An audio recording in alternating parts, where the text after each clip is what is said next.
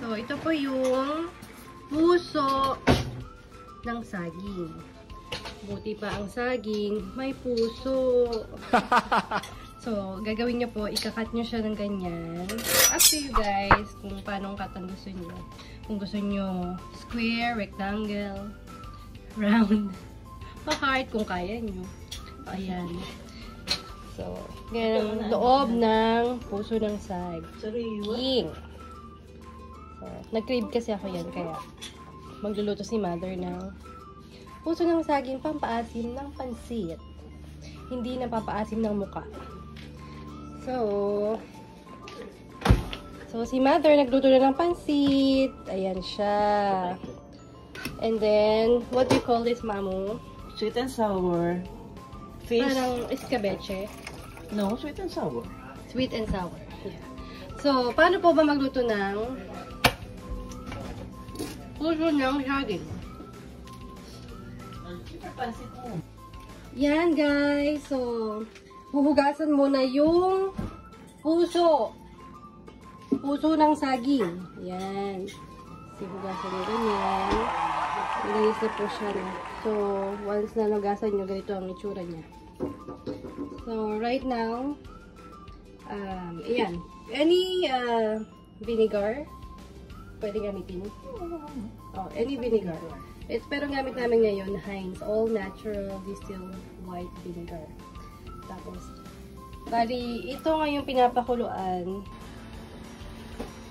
Okay, after nyan, i-drain nyo po muna yung puso. Malinaw lang dapat po ha, hindi po puso ng tao ang i-drain nyo. Puso ng Lupit mo, Teng. Yan. So, ilalagay na po siya dyan. So, ang ginamit po natin dito, like I said, vinegar and water. So, lagay niyo po lahat dyan. Itak-tak mo. Tak-tak mo.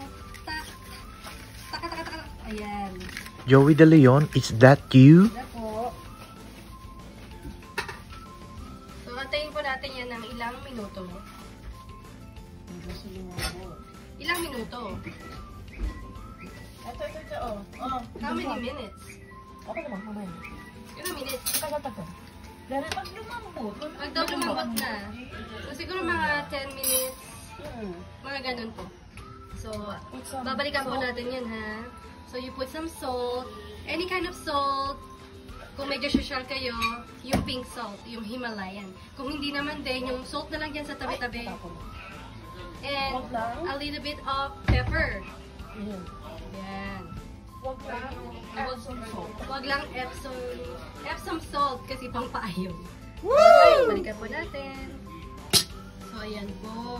Titignan po natin kung ano nangyayari sa kanya. Uy, pausok-usok. So, medyo hahalu-haluin nyo lang para naman, wala lang, para masaya. Ayan. So, medyo matigas pa po siya. Mga naka 5 minutes na tayo.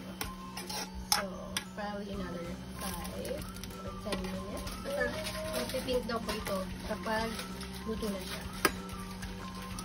Ayan. Kung meron kayong mga ibang ideas, how to cook puso ng saging, pwede kayo mag-comment.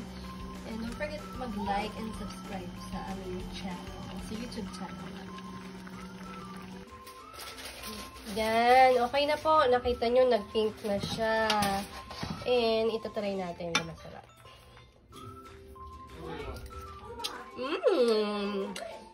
Ang sarap at maasim. Gutom na ako, Mami.